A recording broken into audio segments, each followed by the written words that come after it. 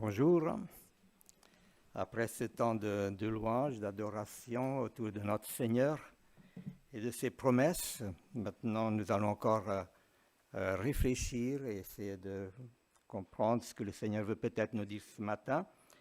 Et j'ai eu à cœur de prendre cette parole de Jésus que nous connaissons bien, que les chrétiens normalement connaissent bien et qui se trouve dans l'Apocalypse au chapitre 3, le verset 20.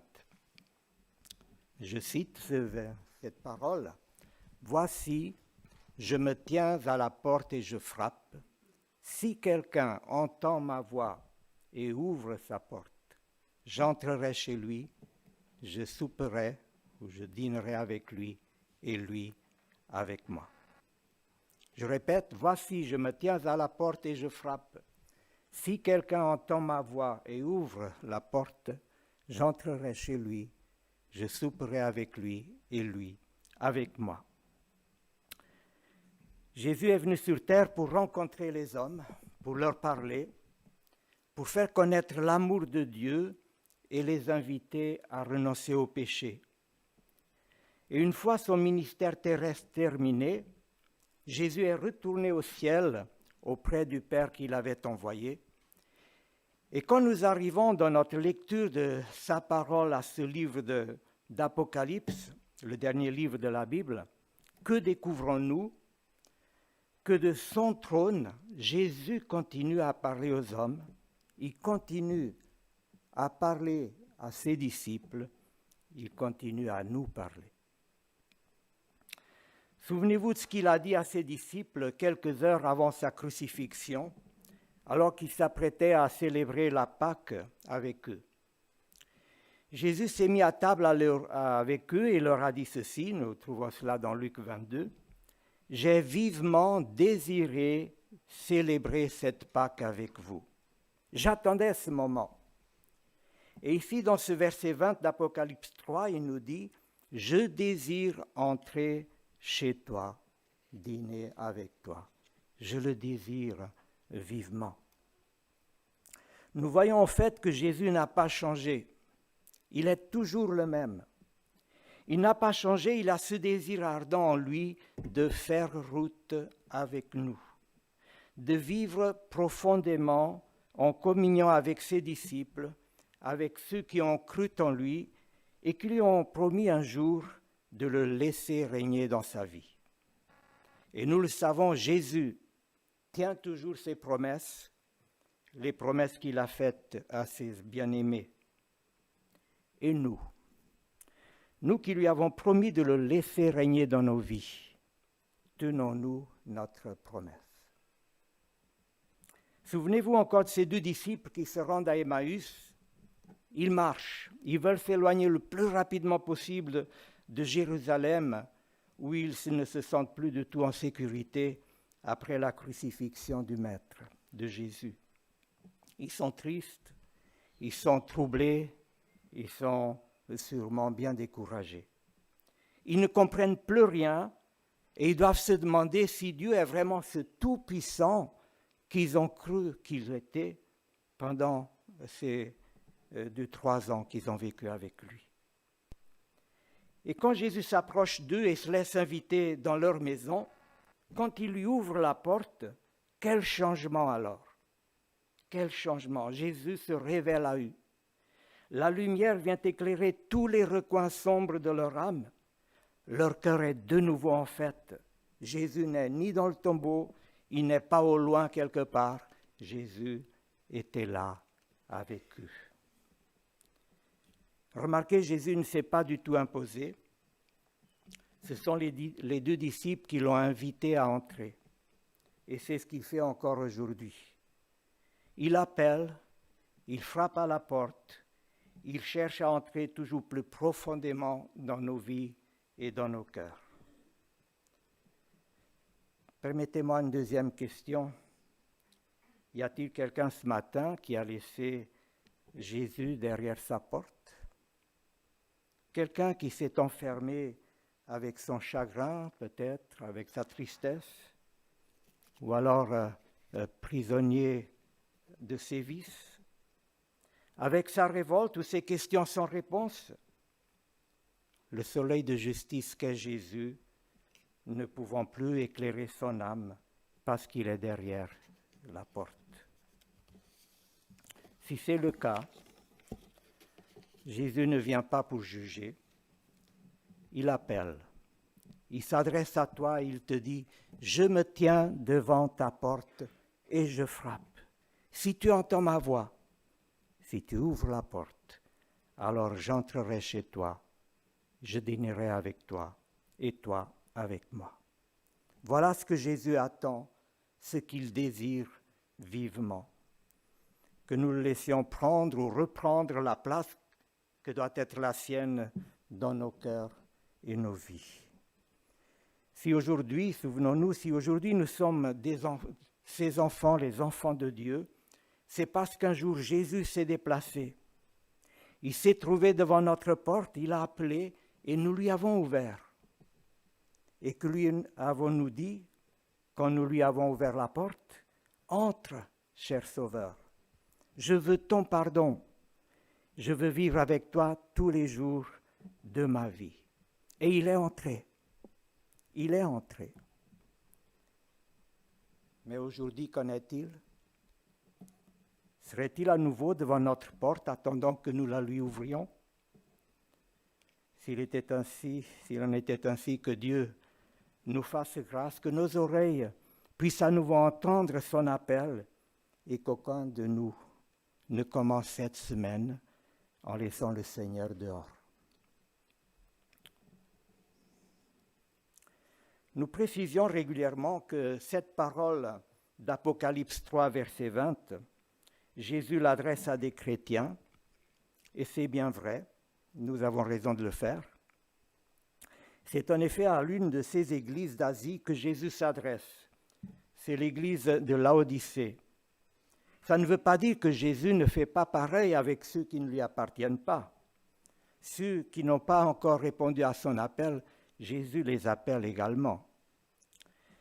Mais ce que je voudrais souligner ce matin, c'est que le fait que Jésus adresse une telle invitation à ses propres disciples, quelque chose me trouble. Quelque chose me met un peu mal à l'aise ou m'inquiète même quand je vois qu'il lance cet appel à ses propres disciples, à son peuple, à son Église. Inviter ses disciples à le laisser entrer me fait penser qu'il y en a qui, un jour, l'ont mis dehors. Et dans cette église de Laodicée, il semble qu'ils sont nombreux. Ils l'ont laissé sortir, ils ont laissé dehors celui qui est doux et humble de cœur, celui avec qui on est si bien quand il est à côté de nous. Vous, mon peuple à Laodicée, je me tiens à votre porte, laissez-moi entrer. Jésus ne leur a pas dit, si les 2 ou 3 d'entre vous qui m'ont laissé dehors entendent ma voix, non, ce n'est pas comme ça que Jésus leur a parlé.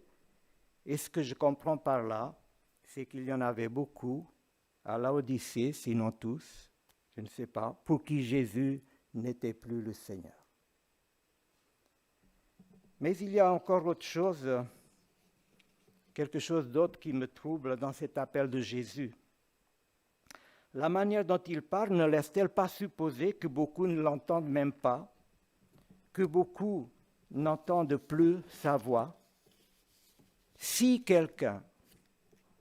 se trouve quelqu'un qui entende ma voix, c'est peut-être pour ça qu'il frappe à la porte, qu'il ne fait pas qu'appeler. Jésus est devant la porte, il frappe, il appelle, et beaucoup ne l'entendent pas. Ça, c'était à Laodicée. La situation dans cette église était inquiétante, grave même.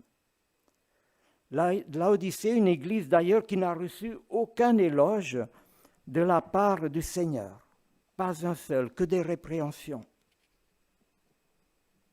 Seigneur, qu'en est-il de nous? Qu'en est-il de nous? Nous vivons des temps particuliers. Il nous faut reconnaître que les temps sont difficiles pour toute l'humanité. est particulièrement difficile pour le peuple de Dieu. Le peuple de Dieu qui est appelé à persévérer alors qu'il est confronté à tant de séduction, à tant d'invitations à négliger le sérieux de son engagement de disciple et de serviteur de Dieu saint. Nous entendons parler de millions de chrétiens à travers le monde. Parfois, je ne sais pas trop quoi penser, car en même temps, nous entendons aussi parler de dérives de toutes sortes parmi le peuple de Dieu. Et il n'est pas rare que dans des églises, la parole de Dieu soit délaissée pour laisser place à la parole des hommes. Or, Dieu ne tolère pas ça. Et du début à la fin de la Bible, il nous le dit. Il n'est pas rare non plus que le peuple de Dieu se contente de lire, de méditer des passages des Écritures qui lui plaisent. Mais les commandements, les ordres de Jésus, nous en avons déjà entendu parler ce matin, qu'en faisons-nous? Ce qui est certain, c'est qu'il ne peut pas être le Seigneur de celui qui le laisse derrière sa porte. Or, à Laodicée, beaucoup de ceux qui ont reçu la grâce du salut semblent ne pas tenir compte de la seigneurie de leur Sauveur. Pouvons-nous dire quand nous venons vers Jésus, « Je te veux comme Sauveur, mais je ne te veux pas comme Seigneur » ? Ça n'existe pas, ça. Pourtant, si ce n'est pas Jésus qui gouverne ma vie, alors soit c'est moi qui délibérément la gouverne, sinon c'est le monde, la pensée du monde. Et Jésus nous a dit qu'il est impossible de servir deux maîtres à la fois. Prions, demandons chaque jour, chaque matin à Dieu ce désir au fond de nos cœurs d'aimer ses enseignements et de vouloir marcher dans le chemin qui nous a préparés. C'est une prière que chaque disciple, chaque chrétien peut faire. Seigneur, que ton amour et que ta pensée soient au fond de mon cœur. Nous savons que ceux que Jésus sauve, il veut les libérer de l'esclavage de Satan, de l'esclavage du monde, du péché. Et nous sommes venus à Christ justement parce que nous ne voulions plus d'un tel esclavage. Mais la libération de cet esclavage ne se fera pas si Jésus est derrière notre porte. Aussi, plusieurs choses nous ont attirés à lui quand il nous a appelés. L'une des choses, c'est qu'en lui, nous avons trouvé un maître, un sauveur, doux et humble de cœur. Mais Jésus veut que ses disciples le soient aussi. Il est notre modèle. Est-ce que je suis, sommes-nous, doux et humbles de cœur? Nous ne pouvons pas le devenir tant que Jésus est derrière notre porte. Une autre chose qui nous a attirés et que nous admirons en Jésus, c'est qu'il était sans péché. Jésus, homme, n'a jamais péché. Mais il veut que nous aussi, nous marchions en sainteté et non que nous laissions la chair nous dominer et prendre les commandes de notre vie. Et là aussi, l'esclavage du péché ne fera véritablement partie du passé que si Jésus n'est pas derrière ma porte, car c'est lui notre libérateur. Jésus est encore le Tout-Puissant, nous le croyons. Nous le disons tous les dimanches et nous aimons le rappeler quand nous sommes dans des situations difficiles. Nous avons bien raison de le faire. Mais Jésus veut être aussi le Tout-Puissant à nos côtés pour détruire dans nos vies les œuvres du malin. Il n'est pas le Tout-Puissant uniquement dans la création de l'univers. Et je ne peux pas être son disciple et le laisser derrière ma porte en me complaisant dans la force du péché en moi. Nous avons aussi et surtout été très touchés de savoir que Christ est mort sur la croix pour nous. Mais n'oublions pas que la parole de Dieu nous dit que nous devons mourir avec lui sur cette croix. J'ai été crucifié avec Christ, écrit l'apôtre Paul aux Galates au chapitre 2. Et dans Romains 6, il précise que c'est le vieil homme, c'est son ancienne nature qui a été crucifiée. C'est pour ça qu'il pouvait dire « Christ vit en moi, ce n'est plus moi qui vis, c'est Christ qui vit en moi. » Et Paul pouvait dire ça parce que mort avec Christ, il était ressuscité pour une nouvelle vie. Ainsi vous-même, ajoute-t-il, considérez-vous comme mort pour le péché et comme vivant pour Dieu dans l'union avec Jésus-Christ. Mais cette union ne peut pas se faire si Jésus est derrière ma porte. Ce n'est pas toujours facile de renoncer au péché, de renoncer au monde et à ce qu'il nous propose, surtout lorsque ce que le monde nous propose nous paraît légitime.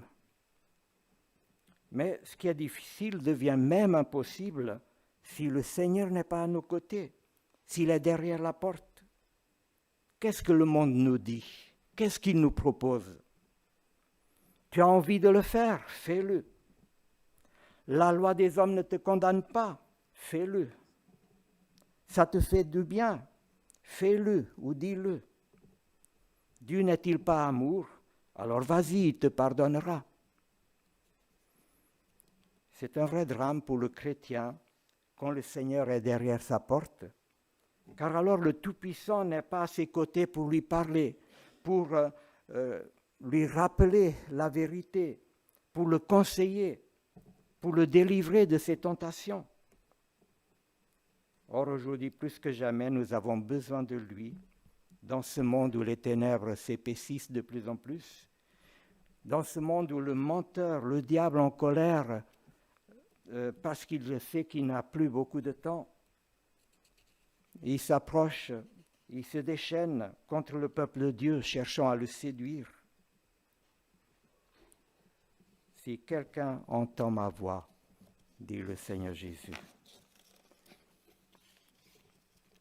J'ai dit que nous vivons des temps difficiles, et je crois que ce n'est pas exagéré si je dis que ce sont des temps dangereux.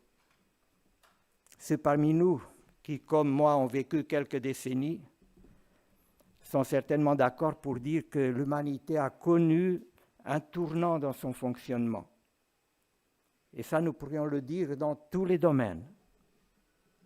Je prends juste l'exemple du matérialisme qui, de plus en plus, exerce sur nous une pression énorme. Il nous détourne de notre recherche de la volonté et de la gloire de Dieu dans nos vies. C'est pas vrai que si facilement il nous éloigne du plaisir de passer du temps dans la communion de notre Dieu et de sa parole. Et parfois nous devenons comme ceux qui ne cherchent pas Dieu et qui disent « je n'ai pas le temps ». Ah non, Dieu, je n'ai pas le temps. Et à la retraite, nous le dirons encore. Alors avec sincérité, posons-nous la question, est-ce que mon plaisir, ma satisfaction est dans l'écoute de la voix du bon berger? Heureux l'homme, dit le verset 2 du psaume 1, qui trouve son plaisir dans la parole de Dieu et qui la médite jour et nuit. Un petit mot sur les temps de la fin dont nous parle la Bible. La parole de Dieu prophétise sur ces temps de la fin et elle dit clairement que ces temps-là sont des temps difficiles et dangereux pour les enfants de Dieu. Et les temps que nous vivons sont incontestablement des temps dangereux. Toute l'humanité, et l'Église de Jésus-Christ qui en fait partie, toute l'humanité connaît des temps d'épreuve. Dans ce même chapitre 3 de l'Apocalypse, Jésus justement parle d'épreuve à une autre Église, une Église qui, contrairement à celle de Laodicée, n'a eu que des éloges de la part du Seigneur, pas une seule réprimande. Il s'agit de l'Église de Philadelphie, et je vous lis les versets 10 et 11 de ce chapitre 3 de l'Apocalypse, où il dit ceci à cette Église de Philadelphie: « Tu as gardé le commandement de persévérer que je t'ai donné. C'est pourquoi, à mon tour, je te garderai à l'heure de l'épreuve qui va venir sur le monde entier pour éprouver tous les habitants de la terre. Je viens bientôt, tiens ferme ce que tu as pour que personne ne te ravisse le prix de la victoire.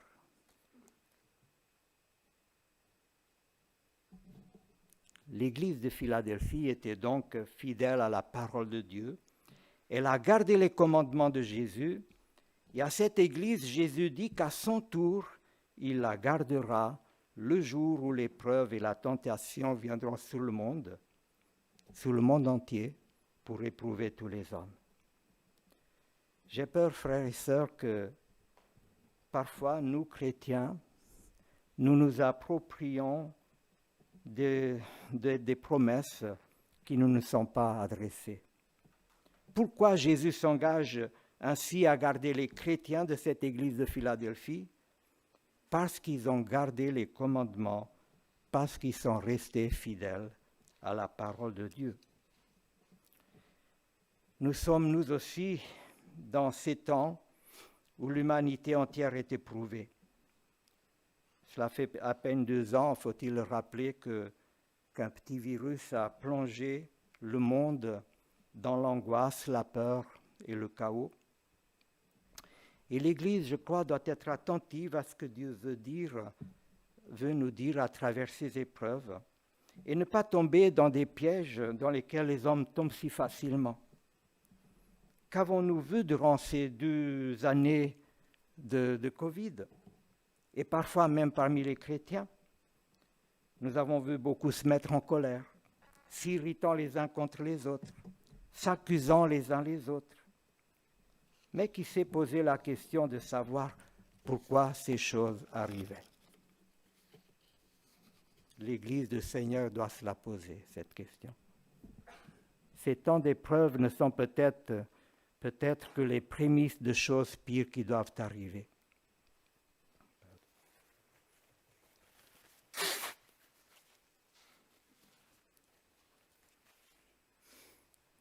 Oui, ce ne sont peut-être que les prémices de choses plus difficiles qui doivent arriver. Et en pensant à ce peuple ukrainien, il y a de fortes chances que le souci de cette épidémie qui a tellement affolé le monde ne soit plus leur préoccupation. Jésus a annoncé à l'église de Philadelphie que des temps d'épreuve viendraient dans le monde entier. Mais il leur a encore dit ceci: parce que tu as gardé le commandement de persévérer, à mon tour je te garderai à l'heure de l'épreuve qui va venir sur le monde entier pour éprouver tous les habitants de la terre. Je viens bientôt. Je viens bientôt, dit-il aux chrétiens de Philadelphie. À l'église Laodicée, Jésus n'a pas dit « je viens bientôt ». Qu'a-t-il dit? « Je suis là, devant ta porte. Je suis là. Ouvrez-moi, et j'accomplirai les promesses que je fais à mon peuple, à mon église. » Jésus est là devant la porte de son église, si près, devant la porte des siens. Mais le problème, j'en ai bien peur, c'est que nous sommes tellement distraits. Le monde a inventé tant et tant de distractions et de bruit pour que les hommes ne réfléchissent plus et n'entendent plus. Nous sommes distraits aussi parce que nous sommes accaparés par nos propres affaires, ou alors tellement occupés par des combats qui finalement ne sont pas ceux du Seigneur et qui nous empêchent de l'entendre, de nous occuper des œuvres qu'il a préparées pour nous. Alors nous n'entendons plus sa voix qui s'invite dans nos vies. Notons que ce que le Seigneur Jésus dit ici au verset 10 au sujet de cette épreuve, de cette heure d'épreuve qui devait venir sur le monde et que les chrétiens de Philadelphie ont dû connaître, ce que Jésus a dit ici, il y a 2000 ans, nous concerne nous aussi. Il a bien dit aux disciples alors qu'il était sur terre, par exemple dans Matthieu 24 ou Luc 21, que des temps difficiles précéderaient son retour. Des temps d'une telle angoisse, dit-il au verset 26 de Luc 21, que les hommes ne sauront que faire et que de peur, beaucoup en mourront. Et il ajoute un peu plus loin, versets 34 et 35, « Prenez garde à vous-même pour que vos esprits ne s'alourdissent pas à force de trop bien manger, de trop boire et de vous tracasser pour les choses de la vie. Sinon, ce grand jour vous surprendra tout à coup, car il s'abattra comme un filet sur tous les habitants de la terre. » Nous sommes donc bel et bien concernés par ce que Jésus dit ici, et nous pouvons et devons même nous demander si ces choses qui doivent arriver et que le Seigneur annonce, si elles ne sont pas en train de s'accomplir. Il nous a souvent été dit et rappelé que le mot foi signifie aussi confiance ou fidélité. Quand il est dit que nous sommes éprouvés dans notre foi, ça veut dire que c'est notre fidélité au Seigneur qui est éprouvée, qui est mise à l'épreuve. Nous pouvons être éprouvés à travers des événements qui frappent le monde entier ou qui nous frappent nous personnellement. Et nous pourrions parler longuement des événements actuels ou récents qui sont une véritable épreuve pour le monde, pour l'humanité. Mais j'ai choisi de vous dire juste un petit mot au sujet d'Internet, car je crois que ça nous concerne tous et que cette technologie, même si nous n'y pensons pas toujours, insidieusement peut mettre notre foi et notre amour pour Dieu à l'épreuve. L'accès à Internet est devenu possible pratiquement au monde entier. Il est accessible, offert à tout le monde, de la personne âgée à l'enfant, que ce soit par l'ordinateur, le smartphone ou autre chose. Et aujourd'hui, il est si facile de pécher en allant sur Internet. Un clic et on y est. Et ça fait mal de penser à quoi nos enfants, nos petits-enfants sont exposés. Je vous en parle car je suis persuadé que c'est le rôle de l'Église d'avertir, de mettre en garde, de rappeler combien Dieu a en horreur le péché si facilement accessible, offert aux hommes. Ces choses, si Dieu les permet dans le monde, ne serait-ce pas aussi parce qu'il veut éprouver notre foi, notre fidélité à garder sa parole et ses commandements? Quelqu'un a écrit que quand nous naviguons dans Internet, nous naviguons dans des océans pollués, horriblement pollués. Même si, bien sûr, Internet n'est pas que ça. Vous avez peut-être entendu ou lu le témoignage de cet homme, un excellent nageur qui racontait qu'il aimait beaucoup s'entraîner, nager d'une plage à une autre à certains endroits des côtes de l'Amérique du Sud. Et il raconte qu'un jour, il a traversé un lieu où les eaux étaient calmes, exceptionnellement calmes. Malheureusement, il s'y était accumulé un tas d'immondices qui flottait à la surface de l'eau. Et il s'est retrouvé là-dedans et devait avancer péniblement au milieu de cette saleté. Bouteilles de lait, papier, objets en plastique de toutes sortes et bien d'autres immondices qu'on peut facilement deviner. Et à un moment donné, il voit un autre nageur qui avance rapidement et qui, lui, nageait sur le dos. Un nageur d'un certain âge qui, à quelques mètres de lui crie « Hé, ici, il faut nager sur le dos. Ne mettez pas votre figure dans cette eau. Nagez sur le dos. » C'est ce qu'il a fait. Il s'est mis à nager sur le dos, les yeux vers le ciel. Et vous voyez où je veux en venir. Avec Internet, il faut nager sur le dos. Pensons-y. Quand nous sommes sur Internet, naviguant sur Internet, et nous sommes tous concernés, pas seulement les jeunes, il nous faut regarder au Seigneur, regarder vers le ciel. D'aucune manière, il faut aborder Internet distrait. Sinon, avant qu'on s'en rende compte, on est déjà contaminé. Et à ce moment-là, Internet va inviter à aller encore plus loin, à plonger encore plus profondément dans les eaux polluées, même si ce n'est que pour perdre du temps. Le Seigneur a dit que ne verront Dieu que ceux qui ont un cœur pur. Sans sanctification, personne ne le verra. Quand on manipule Internet, il est important d'être sur ses gardes et prêt à dire non. Dans cette eau-là, je n'irai pas, c'est le territoire de l'ennemi. S'interdire d'ouvrir n'importe quel site, ce n'est certainement pas une faiblesse. Vaut-il la peine de risquer notre salut à cause de ce qui nous est proposé dans ce monde-là?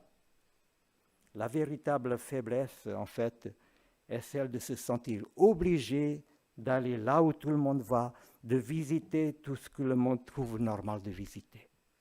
Jésus l'a dit, le chemin de la vie est un chemin étroit.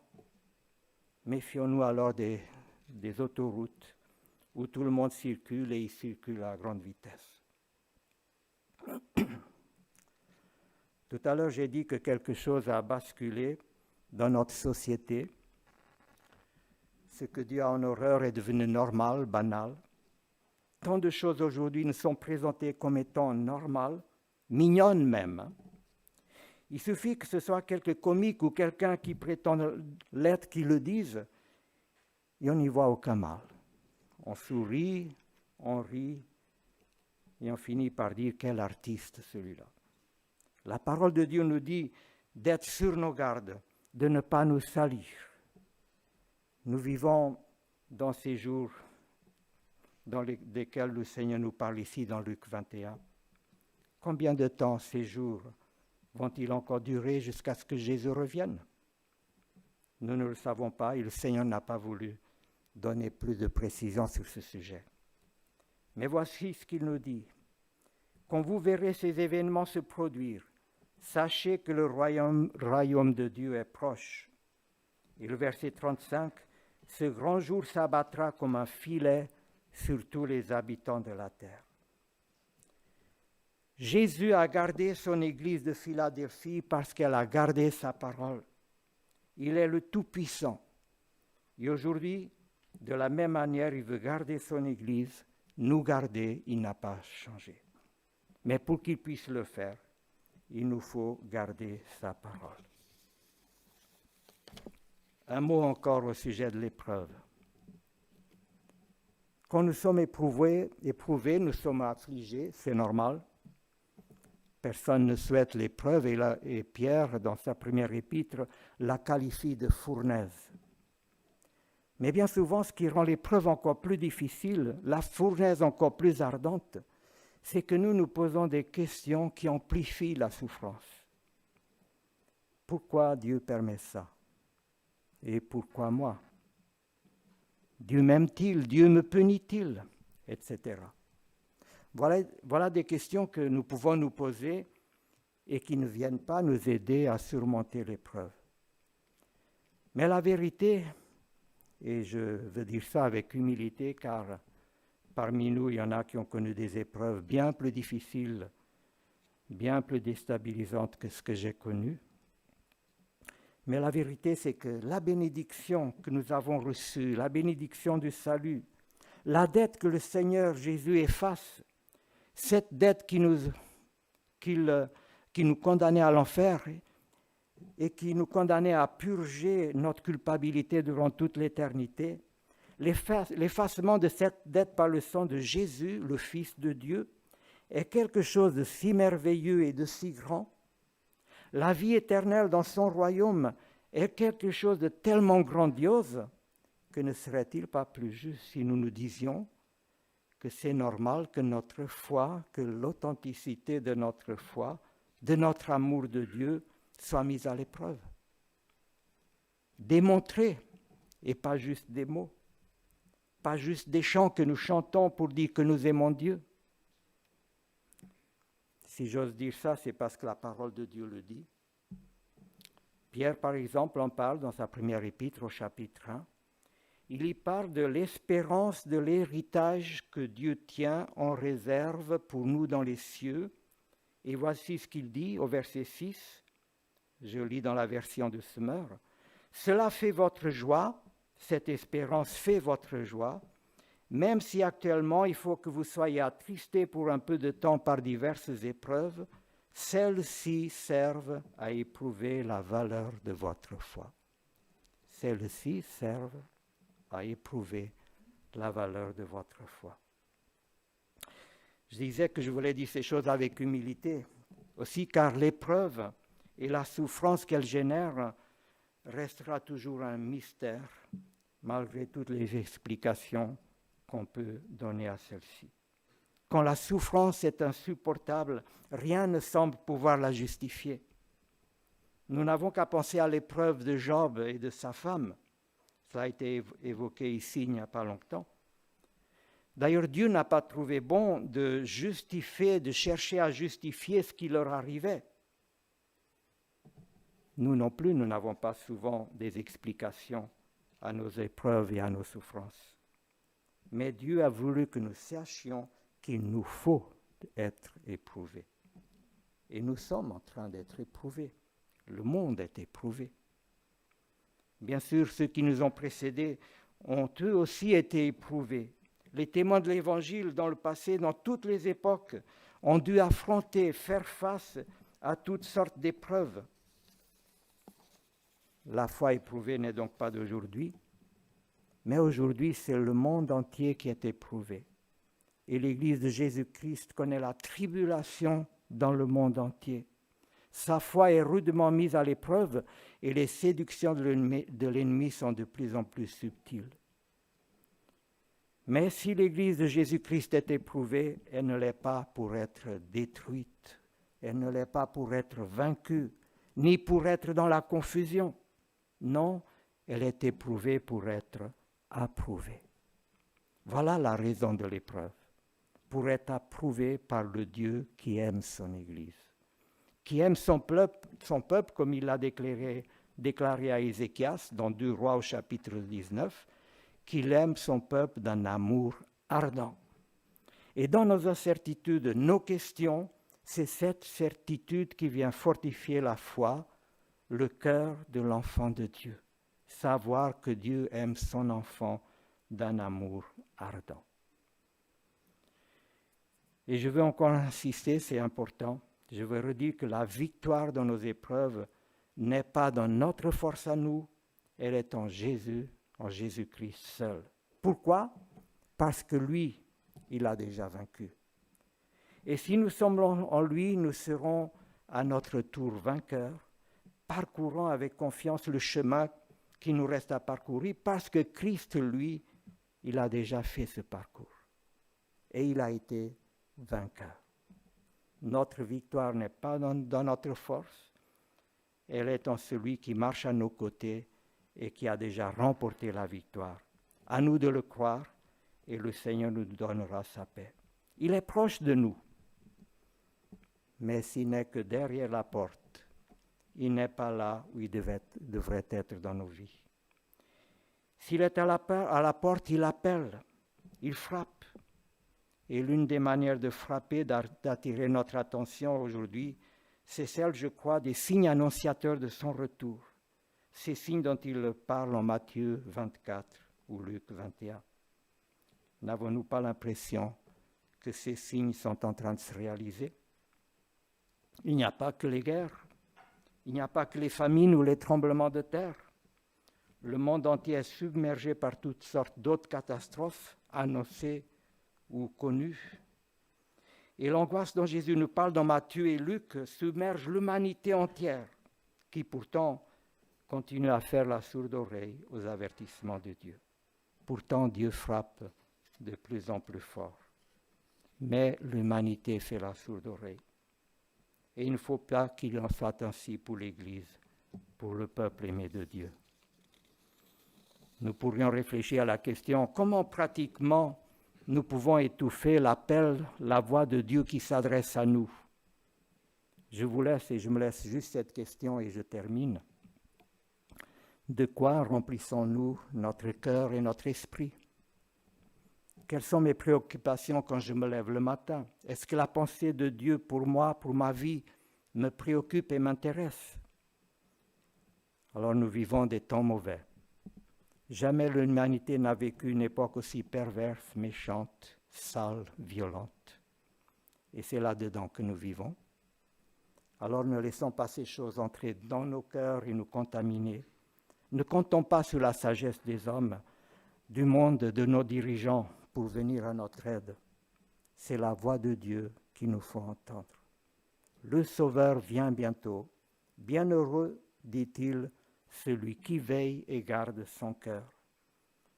Celui-là, Jésus le recevra. À son tour, c'est lui, Jésus, qui ouvrira sa porte, la porte de son royaume, pour recevoir et accueillir avec joie son disciple bien-aimé.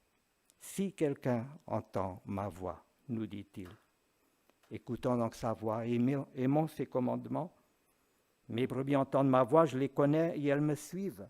Je leur donne la vie, jamais elles ne périront et personne ne les ravira de ma main. Voilà des promesses simplement magnifiques qui se trouvent dans Jean 10, versets 27 et 28.